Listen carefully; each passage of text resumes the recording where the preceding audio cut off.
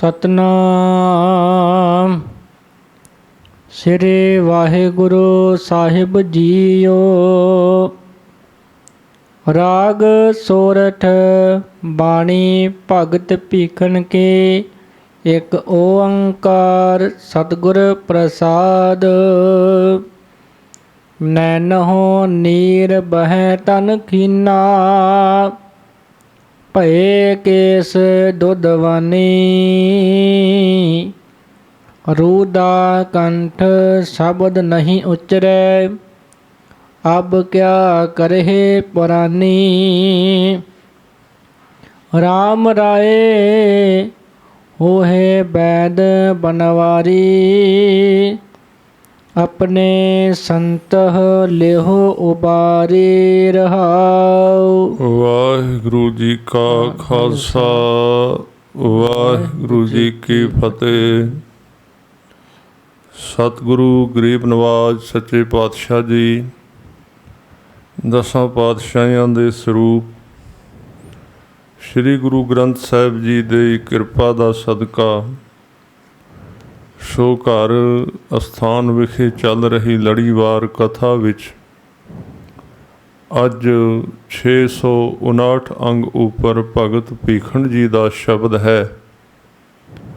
ਸਤਿਗੁਰੂ ਨੇ ਇਲਾਹੀ ਬਾਣੀ ਉਚਾਰਨ ਕੀਤੀ। ਗੁਰੂ ਅਰਜਨ ਦੇਵ ਪਾਤਸ਼ਾਹ ਜੀ ਨੇ ਪਹਿਲਾ ਪ੍ਰਕਾਸ਼ ਕੀਤਾ।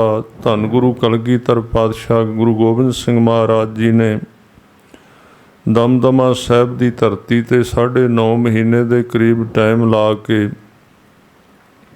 ਆਪਣੀ ਪਾਵਨ ਪਵਿੱਤਰ ਰਸਨਾ ਤੋਂ ਬਾਣੀ ਨਵੇਂ ਸਿਰਿਓਂ ਉਚਾਰਨ ਕਰਕੇ ਹਜ਼ੂਰ ਗਰੀਬ ਨਵਾਜ਼ ਜੀ ਸ਼ਾਮ ਨੂੰ ਉਸ ਬਾਣੀ ਦੇ ਅੱਖਰੀ ਅਰਥ ਵੀ ਕਰਿਆ ਕਰਦੇ ਸਨ।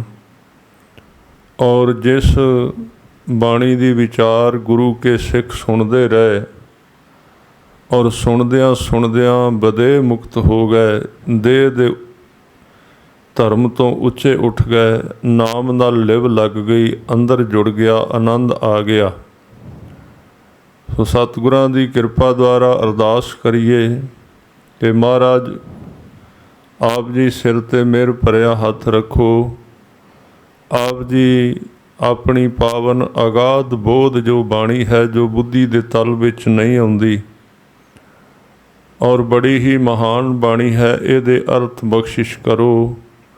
ਗਰੀਬ ਨਵਾਜ਼ ਸੱਚੇ ਪਾਤਸ਼ਾਹ ਜੀ ਭਗਤ ਜੀ ਕਿਰਪਾ ਕਰਦੇ ਹਨ।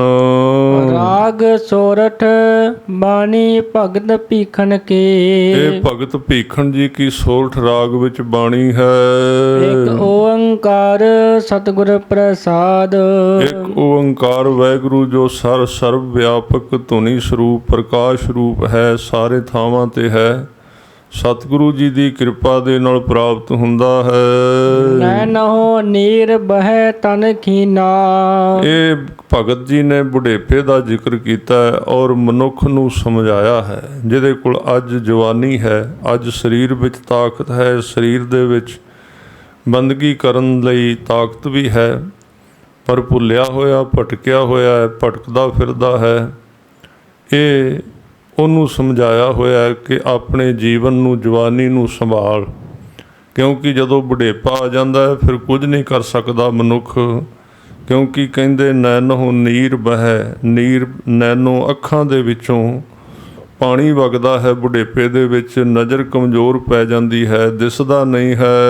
ਭਏ ਕੇਸ ਦੁਧਵਾਨੀ। ਕੇਸ ਚਿੱਟੇ ਹੋ ਜਾਂਦੇ ਹਨ। ਰੂਦਾ ਕੰਠ ਸ਼ਬਦ ਨਹੀਂ ਉਚਰੈ। ਤੇ ਕੰਠ ਜਿਹੜਾ ਗਲਾ ਹੈ ਉਹ ਰੁੱਧਾ, ਯਾਨੀ ਕਿ ਅਵਰੁੱਧ ਹੋ ਗਿਆ, ਰੁਕ ਜਾਂਦਾ। ਗਲੇ ਵਿੱਚੋਂ ਆਵਾਜ਼ ਨਹੀਂ ਨਿਕਲਦੀ, ਸ਼ਬਦ ਨਹੀਂ ਪੈਦਾ ਹੁੰਦਾ। ਨਿਤਨੇਮ ਕਿਵੇਂ ਕਰਾਂਗੇ, ਉਚਾਰਿਆ ਨਹੀਂ ਜਾਂਦਾ ਕੁਝ।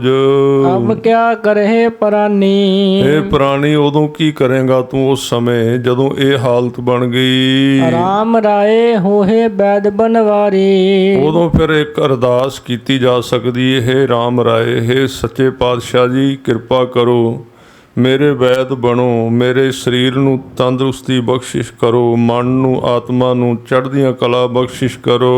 ਆਪਣੇ ਸੰਤਹ ਲਿਹੋ ਉਬਾਰੀ ਰਹਾਓ। ਆਪਣੇ ਸੰਤ ਜਨਾਂ ਨੂੰ ਇਸ ਦੁੱਖ ਤੋਂ, ਇਹਨਾਂ ਬਿਮਾਰੀਆਂ ਤੋਂ ਉੱਚਾ ਕਰ ਦਿਓ ਸੱਚੇ ਪਾਤਸ਼ਾਹ। ਲਿਹੋ ਉਬਾਰੀ, ਔਰ ਸੰਸਾਰ ਦੇ ਵਿਕਾਰਾਂ ਤੋਂ, ਸੰਸਾਰ ਦੇ ਧੰਦਿਆਂ ਤੋਂ ਬਚਾ ਕੇ ਨਾਮ ਵਿੱਚ ਜੋੜ ਲਵੋ। ਮਾਥੇ ਪੀਰ ਸਰੀਰ ਜਲਨ ਹੈ। ਜਦੋਂ ਬੁਢੇਪਾ ਆ ਗਿਆ ਉਦੋਂ ਕਹਿੰਦੇ ਪੀਰ, ਮਾਥੇ ਪੀਰ, ਮੱਥੇ ਦੇ ਉੱਤੇ ਦਰਦ ਹੁੰਦੀ ਰਹਿੰਦੀ ਦਿਨ ਰਾਤ, ਤੇ ਸਰੀਰ ਦੇ ਵਿੱਚ ਜਲਨ ਹੁੰਦੀ, ਕਿਉਂਕਿ ਸਰੀਰ ਦੀਆਂ ਸ਼ਕਤੀਆਂ ਜਿਹੜੀਆਂ ਘਟ ਜਾਂਦੀਆਂ ਹਨ ਉਸ ਟਾਈਮ ਤੇ।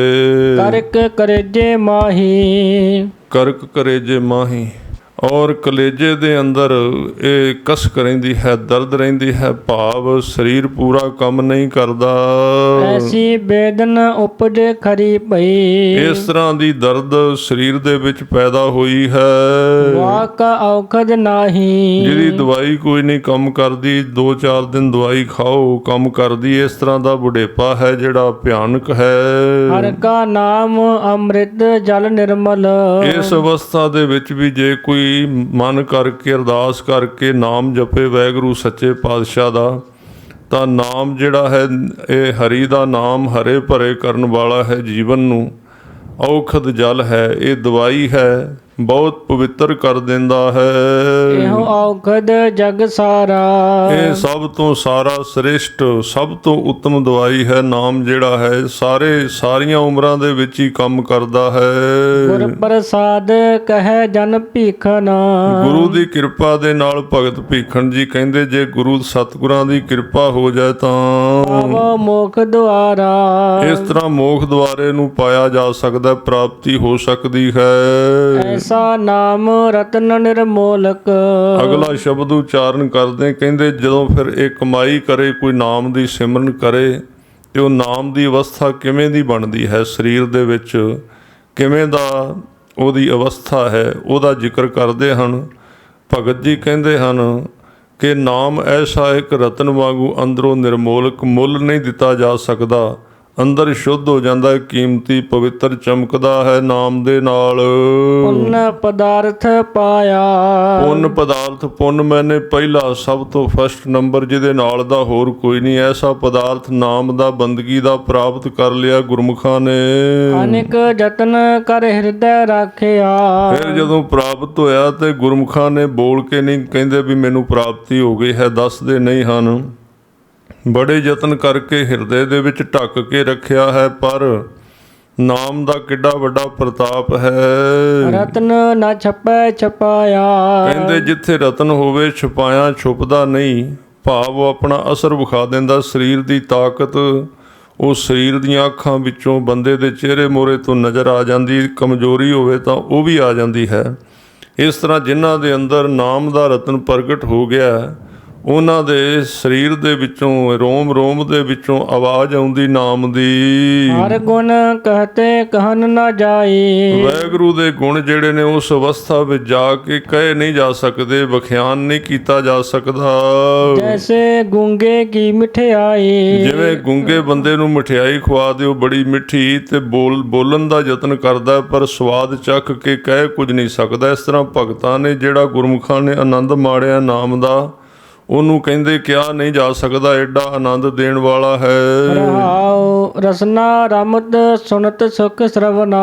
ਉਸ ਨਾਮ ਦੇ ਰਸ ਦੇ ਨਾਲ ਰਸਨਾ ਜਿਹੜੀ ਹੈ ਰਮਤ, ਬੜੀ ਆਨੰਦ ਰਮੀ ਹੋਈ ਰਸਨਾ ਦੇ ਉੱਤੇ ਬੜਾ ਰਸ ਆ ਰਿਹਾ ਹੈ ਗੁਰਮੁਖਾਂ ਨੂੰ। ਚਿਤ ਚੇਤੇ ਸੁਖ ਹੋਈ। ਔਰ ਜਿਹੜੇ ਸਰਵਨ ਨੇ, ਕੰਨ ਨੇ, ਉਹ ਸੁਨਤ ਸੁਖ ਆਨੰਦ ਪ੍ਰਾਪਤ ਕਰਦੇ ਨੇ। ਕੰਨਾਂ ਦੇ ਵਿੱਚ ਵੀ ਰਸ ਹੈ, ਰਸਨਾ ਤੇ ਵੀ ਰਸ ਹੈ, ਤੇ ਚੇਤਾ ਜਿਹੜਾ ਚਿੱਤ ਹੈ, ਚੇਤਨ ਸ਼ਕਤੀ ਹੈ, ਉਹਦੇ ਵਿੱਚ ਵੱਡਾ ਆਨੰਦ ਉਪਜਿਆ, ਪ੍ਰਗਟ ਹੋਇਆ ਹੈ। ਕਉ ਭੀਖਨ ਦੋਇ ਨੈਣ ਸੰਤੋਖੇ।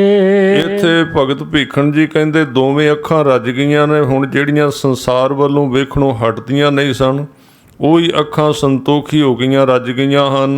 ਜਹਾਂ ਦੇਖਾ ਤਹ ਸੋਈ। ਜਿੱਧਰ ਵੇਖ ਰਿਹਾ ਹੁਣ ਇੱਕੋ ਨਜ਼ਰ ਆਉਂਦਾ, ਅਕਾਲ ਪੁਰਖ ਦਿਵ ਦ੍ਰਿਸ਼ਟੀ ਖੁੱਲ ਗਈ ਗੁਰਮੁਖ ਪਿਆਰਿਆਂ ਦੀ। ਧਨਾਸਰੀ ਮਹੱਲਾ ਪਹਿਲਾ। ਘਰ ਪਹਿਲਾ ਚੌਪ ਦੇ। ਇੱਕ ਓੰਕਾਰ ਸਤਨਾਮ ਕਰਤਾ ਪੁਰਖ ਨਿਰਭਉ ਨਿਰਵੈਰ ਅਕਾਲ ਮੂਰਤ ਅਜੂਨੀ ਸੈਭੰ ਗੁਰ ਪ੍ਰਸਾਦ।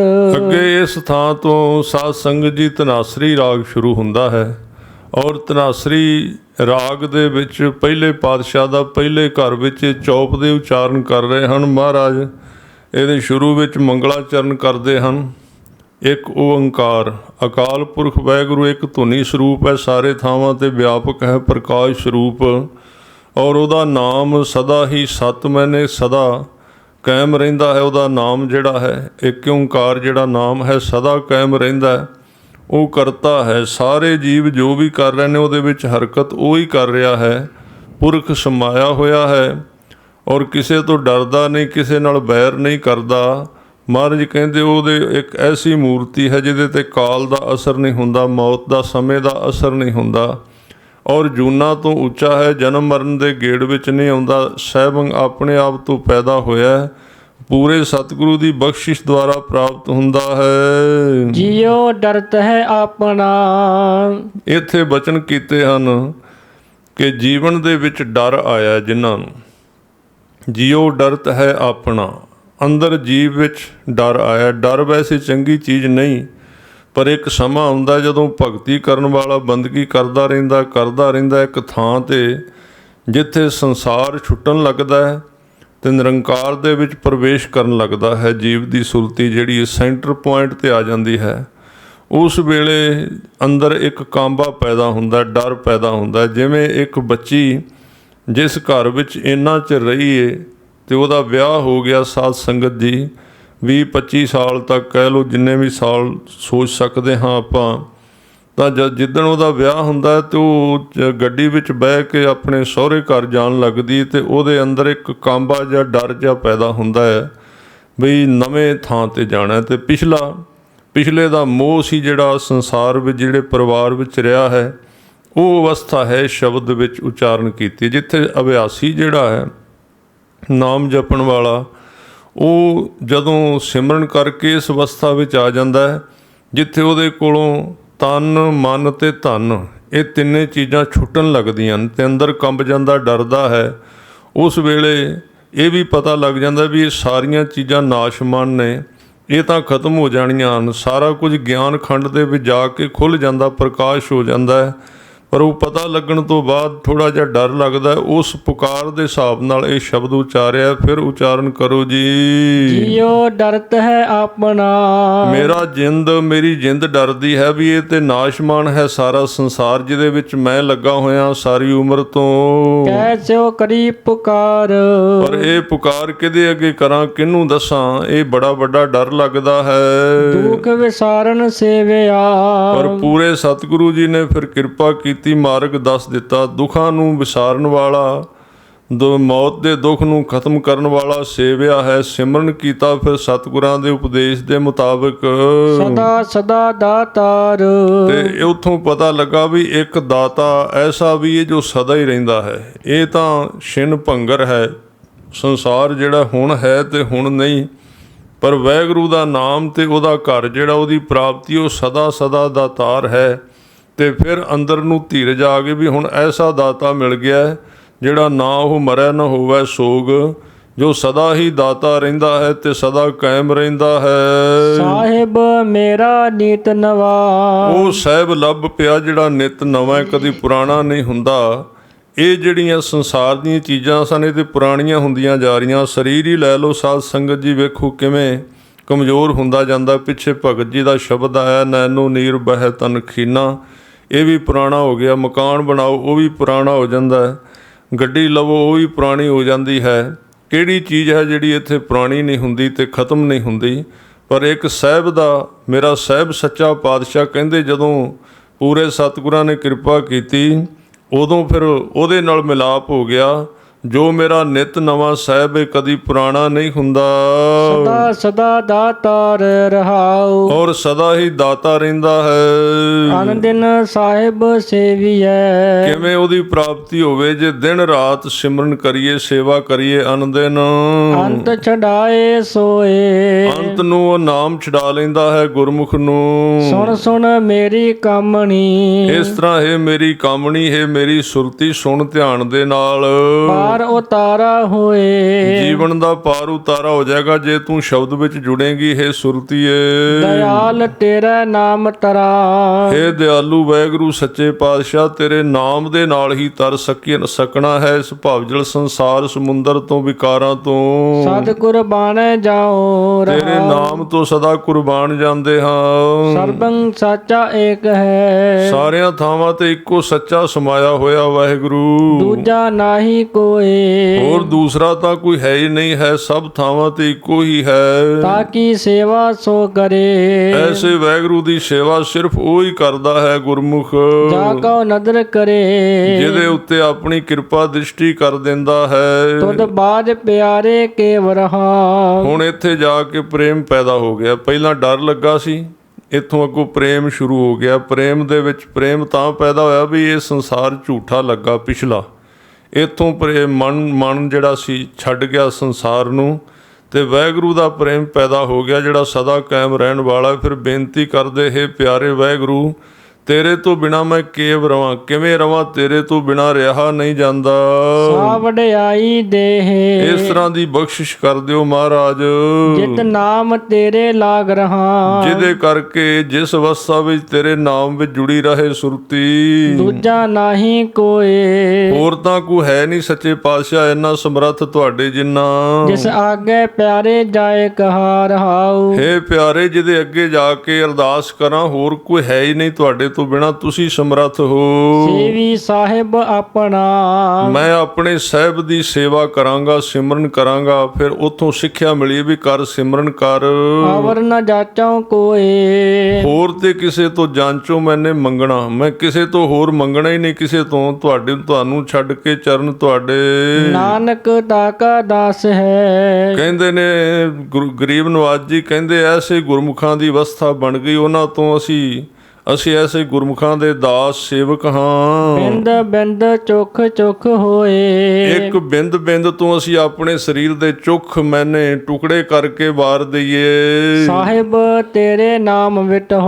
ਹੇ ਸਾਹਿਬ, ਤੇਰੇ ਨਾਮ ਦੇ ਉਤੋਂ ਬਿੰਦ ਬਿੰਦ ਚੁਖ ਚੁਖ ਹੋਏ ਰਹਾਉ। ਮੇਰਾ ਜੀਵਨ ਇੱਕ ਬਿੰਦ ਵਿੱਚ ਕਈ ਟੁਕੜੇ ਹੋਣ ਲਈ ਤਿਆਰ ਹੈ। ਇੰਨਾ ਤੂੰ ਵੱਡਾ ਰਸਦਾਇਕ ਹੈ। ਧਨਾਸਰੀ ਮਹੱਲਾ ਪਹਿਲਾ। ਹਮ ਆਦਮੀ ਹਾਂ ਇਕਦਮੀ। ਸਤਿਗੁਰੂ ਜੀ ਨੂੰ ਪੁੱਛਿਆ ਵੀ ਸਰੀਰ ਦਾ ਜੀਵਨ ਕਿਵੇਂ ਚੱਲਦਾ ਹੈ, ਕਿਵੇਂ ਜੀਵਨ ਦੇ ਵਿੱਚ ਇਹਦਾ ਕਿੰਨਾ ਕੁ ਲੰਬਾ ਹੈ। ਉੱਤੇ ਤਾਂ ਇਹ ਦੱਸਿਆ ਵੀ ਸਾਹਿਬ ਨਵਾਂ ਹੈ, ਅਕਾਲ ਪੁਰਖ ਸਦਾ ਰਹਿੰਦਾ, ਬਾਕੀ ਸਭ ਕੁਝ ਝੂਠਾ ਹੈ। ਤਾਂ ਇੱਥੇ ਮਹਾਰਾਜ ਗਰੀਬ ਨਵਾਜ ਸੱਚੇ ਪਾਤਸ਼ਾਹ ਜੀ ਕਹਿੰਦੇ ਕਿ ਆਦਮੀ ਸਿਰਫ ਇੱਕ ਦਮ ਦਾ ਹੈ। ਹਮ ਆਦਮੀ ਹਾਂ ਇੱਕ ਦਮੀ। ਇੱਕ ਦਮ ਯਾਨੀ ਕਿ ਇੱਕ ਸਵਾਸ ਹੈ, ਦੂਜੇ ਦਾ ਪਤਾ ਨਹੀਂ ਆਉਣਾ ਕਿ ਨਹੀਂ। ਮੋਹਲਤ ਮੋਹਤ ਨ ਜਾਣਾ। ਇਹ ਮੋਹਲਤ ਮੌਤ ਦਾ ਪਤਾ ਹੀ ਨਹੀਂ। ਮੌਤ ਵੀ ਕਿੰਨੇ ਕੁ ਦਿਨ ਨੇ, ਮੋਹਲਤ ਕਿੰਨੀ ਮਿਲੀ ਹੈ ਇੱਥੇ ਰਹਿਣ ਦੀ, ਇਹਦਾ ਕੋਈ ਪਤਾ ਨਹੀਂ ਹੈ। ਨਾਨਕ ਬਿਨਵੈ ਤਿਸੈ ਸਰੇਵਹੁ। ਇਸ ਤਰ੍ਹਾਂ ਬੇਨਤੀ ਕਰਦੇ ਸੱਚੇ ਪਾਤਸ਼ਾਹ ਬੇਨਤੀ ਰੂਪ ਵਿੱਚ ਉਪਦੇਸ਼ ਦਿੰਦੇ ਹਨ। ਹੇ ਭਾਈ, ਐਸੇ ਵਾਹਿਗੁਰੂ ਨੂੰ ਸਰੇਵੋ, ਸੇਵਾ ਕਰੋ, ਸਿਮਰਨ ਕਰੋ ਉਸ ਵਾਹਿਗੁਰੂ ਦਾ, ਜਾ ਕੇ ਜੀ ਪ੍ਰਾਣਾ। ਜਿਹਦੀ ਜਿੰਦ ਹੈ ਤੇ ਪ੍ਰਾਣ ਦਿੱਤੇ ਹਨ, ਜਿਸ ਨੇ ਸਰੀਰ। ਅੰਧੇ ਜੀਵਨਾ ਵਿਚਾਰ। ਹੇ ਅੰਧੇ ਮਨ, ਹੇ ਅੰਧੇ ਮਨੁੱਖ, ਇਸ ਜੀਵਨ ਬਾਰੇ ਵਿਚਾਰ ਕਰ ਵੀ ਕਿੰਨਾ ਕੁ ਤੇਰਾ ਸੰਗੀ ਸਾਥੀ ਹੈ ਇਹ। ਦੇਖ ਕੇਤੇ ਕੇ ਦਿਨਾ ਰਹਾਉ। ਧਿਆਨ ਲਾ ਕੇ ਵੇਖ ਵੀ ਕਿੰਨੇ ਕੁ ਦਿਨ ਨੇ, ਤੇਰੇ ਤੋਂ ਪਹਿਲੇ ਕਿੱਧਰ ਚਲੇ ਗਏ। ਸਾਸ ਮਾਸ ਸਭ ਜਿਉ ਤੁਮਾਰਾ। ਜੇ ਇਹ ਅੰਦਰ ਬਖਸ਼ਿਸ਼ ਹੋ ਜਾਏ, ਗੁਰਮੁਖਾਂ ਦੇ ਅੰਦਰ ਇਹ ਬਖਸ਼ਿਸ਼ ਹੋ ਜਾਂਦੀ। ਉਹ ਕਹਿੰਦੇ ਸਾਸ ਤੇ ਮਾਸ ਯਾਨੀ ਕਿ ਸਰੀਰ ਤੇ ਮਨ ਜਿਹੜਾ ਹੈ ਸਭ ਤੁਹਾਡਾ ਹੀ ਦਿੱਤਾ ਹੋਇਆ ਹੈ। ਤੂੰ ਮੈਂ ਖਰਾ ਪਿਆਰਾ।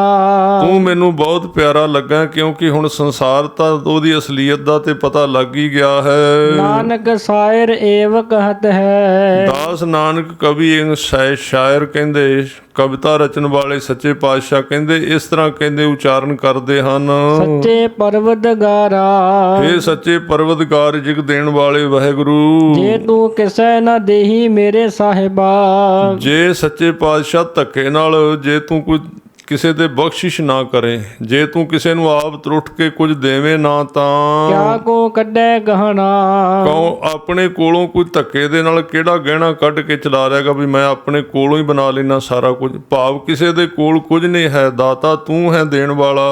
ਨਾਨਕ ਬਿਨਵੈ ਸੋ ਕਿਛ ਪਾਈਐ। ਬੇਨਤੀ ਦੇ ਰੂਪ ਵਿੱਚ ਉਪਦੇਸ਼ ਕਰਦੇ ਸੱਚੇ ਪਾਤਸ਼ਾਹ ਕਹਿੰਦੇ ਉਹ ਹੀ ਪ੍ਰਾਪਤ ਕਰੀਦਾ ਹੈ। ਪੁਰਬ ਲਿਖੇ ਕਾ ਲਹਣਾ। ਪੂਰਬਲੇ ਭਾਗ ਦੇ ਮੁਤਾਬਕ ਜੋ ਜਿਵੇਂ ਦੇ ਜੀਵ ਦਾ ਸੁਭਾਅ ਕਰਮ ਆਦਿਕ ਬਣਦਾ ਉਹਦੇ ਮਿਲਾਪ ਤੇ ਉੱਤੋਂ ਵਾਹਿਗੁਰੂ ਵੱਲੋਂ ਜੋ ਲਿਖਿਆ ਜਾਂਦਾ ਉਹ ਪ੍ਰਾਪਤੀ ਹੁੰਦੀ ਹੈ। ਨਾਮ ਖਸਮ ਕਾ ਚਿਤ ਨਾ ਕੀਆ। ਮਨਮੁਖ ਨੇ ਕੀ ਕੀਤਾ ਹੈ ਕਿ ਵਾਹਿਗੁਰੂ ਦਾ ਨਾਮ ਕਦੀ ਚੇਤੇ ਨਹੀਂ ਕਰਦਾ। ਕਪਟੀ ਕਪਟ ਕਮਾਣਾ। ਇਹ ਕਪਟੀ ਜਿਹੜਾ ਹੈ ਪੜਦੇ ਵਿੱਚ ਸੋਚਦਾ ਵੀ ਮੇਰਾ ਕਿਹੜਾ ਕਿਸੇ ਨੂੰ ਪਤਾ ਹੈ, ਇਸ ਤਰ੍ਹਾਂ ਕਮਾਉਂਦਾ ਹੈ ਕਪਟ, ਧੋਖੇ ਕਰਦਾ ਦੂਜਿਆਂ ਨਾਲ। ਜਮ ਦੁਆਰ ਜਾ ਪਕੜ ਚਲਾਇਆ। ਜਦੋਂ ਮੌਤ ਨੇ ਧਰਮਰਾਜੇ ਦੇ ਦਰ ਤੇ ਲੈ ਗਏ ਫੜ ਕੇ ਜਮਦੂਤ, ਤਾ ਚਲਦਾ ਪਛਤਾਣਾ। ਤਾਂ ਫਿਰ ਤੁਰਦਾ ਪਛਤਾਉਂਦਾ ਵੀ ਜਿਹੜੇ ਵਾਸਤੇ ਅਸੀਂ 100 ਸਾਲ ਜਾਂ 50 ਜਿੰਨੇ ਮਿਲੇ ਸੀ ਟੱਕਰਾਂ ਮਾਰੀਆਂ ਪੱਲੇ ਕੁਝ ਵੀ ਨਹੀਂ ਪਿਆ। ਜਬ ਲਗ ਦੁਨੀਆ ਰਹੀ ਹੈ ਨਾਨਕ। ਗਰੀਬ ਨਵਾਜ ਕਹਿੰਦੇ ਨੇ ਸੱਚੇ ਪਾਤਸ਼ਾਹ ਗੁਰੂ ਨਾਨਕ ਸਾਹਿਬ ਜੀ ਕਹਿੰਦੇ ਗੁਰਮੁਖੋ ਜਿੰਨਾ ਚਿਰ ਦੁਨੀਆ ਦੇ ਵਿੱਚ ਰਹੀਏ ਕੀ ਕਰਨਾ ਚਾਹੀਦਾ ਹੈ। ਕਿਛ ਸੁਣੀਐ ਕਿਛ ਕਹੀਐ। ਕੁਝ ਪਰਮਾਤਮਾ ਦਾ ਨਾਮ ਸੁਣੀਏ ਤੇ ਕੁਝ ਕਹੀਏ, ਕੁਝ ਜਪੀਏ ਉਹਦਾ ਨਾਮ ਤੇ ਕੁਝ ਗੁਰੂ ਕੇ ਗਿਆਨ ਦੀ ਗੱਲ ਸਰਵਣ ਕਰੀਏ ਤੇ ਕੁਝ ਕਹੀਏ ਆਪਣੇ ਮੂੰਹ ਤੋਂ ਦੂਜਿਆਂ ਨੂੰ ਵੀ ਗੁਰੂ ਕੀ ਸੇਵਾ ਕਰੀਏ, ਸਮਝਾਈਏ। ਪਾਲ ਰਹੇ ਹਮ ਰਹਿਣ ਨ ਪਾਇਆ। ਕਹਿੰਦੇ ਅਸੀਂ ਚੰਗੀ ਤਰ੍ਹਾਂ ਭਾਲ ਰਹੇ, ਖੋਜ ਕਰਕੇ ਵੇਖ ਲਿਆ ਹੈ, ਅਸੀਂ ਵੇਖਿਆ ਕਿ ਕੋਈ ਰਹਿਣ ਨਹੀਂ ਪਾਉਂਦਾ ਇੱਥੇ, ਸਾਰੇ ਚਲੇ ਜਾਂਦੇ ਹਨ। ਜੀਵਤ ਆ ਮਰ ਰਹੀ ਹੈ। ਇਸ ਕਰਕੇ ਜੀਵਨ ਦੇ ਵਿੱਚ ਹੀ ਪਹਿਲਾਂ ਹੀ ਮੌਤ ਨੂੰ ਪ੍ਰਵਾਨ ਕਰ ਲੈਣਾ ਚਾਹੀਦਾ ਤਾਂ ਕਿ ਮੌਤ ਆਵੇ ਨਾ। ਜਿਹਨੂੰ ਪਹਿਲਾਂ ਪ੍ਰਵਾਨ ਕਰ ਲਈਏ ਉਹ ਚਲੀ ਜਾਂਦੀ, ਟਲ ਜਾਂਦੀ ਮੌਤ।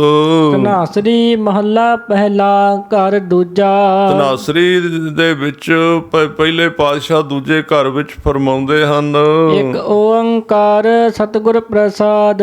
ਅਕਾਲ ਪੁਰਖ ਇੱਕ ਹੈ, ਪੂਰੇ ਸਤਿਗੁਰੂ ਦੀ ਕਿਰਪਾ ਨਾਲ ਪ੍ਰਾਪਤ ਹੁੰਦਾ ਹੈ। ਕਿਉ ਸਿਮਰੀ ਸਿਵਰਿਆ ਨਹੀਂ ਜਾਏ। ਮਹਾਰਾਜ ਕਹਿੰਦੇ ਨੇ ਇਹਦੇ ਵਿੱਚ ਇੱਕ ਜਗਿਆਸੂ ਦੀ ਵੇਦਨ ਹੈ, ਦਰਦ ਹੈ, ਅੰਦਰ ਦੀ ਅਰਦਾਸ ਹੈ। ਕਹਿੰਦੇ ਇਹ ਸੱਚੇ ਪਾਤਸ਼ਾਹ ਮੈਂ ਤੇਰਾ ਸਿਮਰਨ ਕਿਵੇਂ ਕਰਾਂ, ਸਿਮਰਿਆ ਨਹੀਂ ਜਾਂਦਾ, ਮਨ ਸਾਥ ਨਹੀਂ ਦਿੰਦਾ।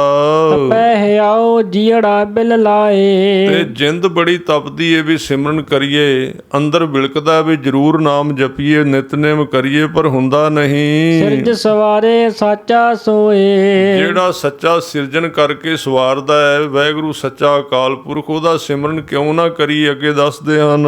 ਤਿਸ ਵਿਸਰਿਆ ਚੰਗਾ ਕਿਉ ਹੋਏ। ਇਹ ਕੋਈ ਚੰਗੀ ਗੱਲ ਤਾਂ ਨਹੀਂ ਕਿ ਉਹਨੂੰ ਵਿਸਰ ਜਾਏ, ਬੰਦਾ ਭੁਲਾ ਦੇਵੇ ਐਸੇ ਵਾਹਿਗੁਰੂ ਨੂੰ। ਹਿਕਮਤ ਹੁਕਮ ਨ ਪਾਇਆ ਜਾਏ। ਇਕੱਲੀ ਆਪਣੀ ਸਿਆਣਪ ਦੇ ਨਾਲ, ਹਿਕਮਤ ਦੇ ਨਾਲ ਤੇ ਹੁਕਮ ਦੇ ਨਾਲ ਇਹ ਪਾਇਆ ਨਹੀਂ ਜਾ ਸਕਦਾ, ਹੱਠ ਦੇ ਨਾਲ ਵਾਹਿਗੁਰੂ ਨੂੰ। ਕਿਉ ਕਰ ਸਾਚ ਮਿਲੋ ਮੇਰੀ ਮਾਏ ਰਹਾਉ। ਮਹਾਰਾਜ ਕਹਿੰਦੇ ਹੈ ਮੇਰੀ ਮਾਏ, ਐਸੇ ਸੱਚ ਨੂੰ, ਐਸੇ ਵਾਹਿਗੁਰੂ ਨੂੰ ਕਿਵੇਂ ਮਿਲਾਂ, ਕਿਹੜੇ ਤਰੀਕੇ ਨਾਲ।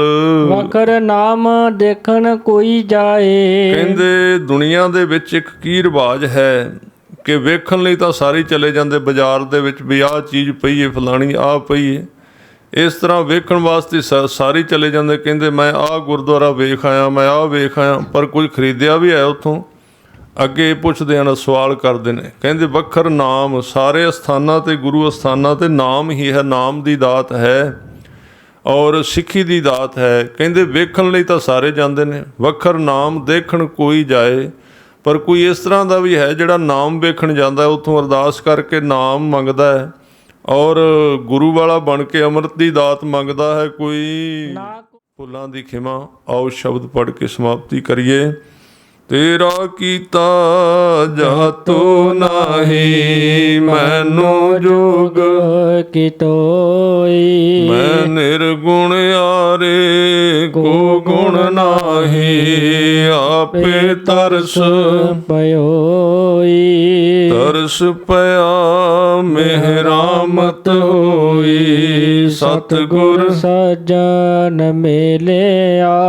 ਨਾਨਕ ਨਾਮ ਮਿਲੇ ਤਾਂ ਜੀਵਾ, ਤਨ ਮਨ ਥੀਵੈ ਹਰਿਆ। ਨਾਨਕ ਨਾਮ ਮਿਲੇ ਤਾਂ ਜੀਵਾ, ਤਨ ਮਨ ਥੀਵੈ ਹਰਿਆ। ਵਾਹਿਗੁਰੂ ਜੀ ਕਾ ਖਾਲਸਾ, ਵਾਹਿਗੁਰੂ ਜੀ ਕੀ ਫਤਿਹ।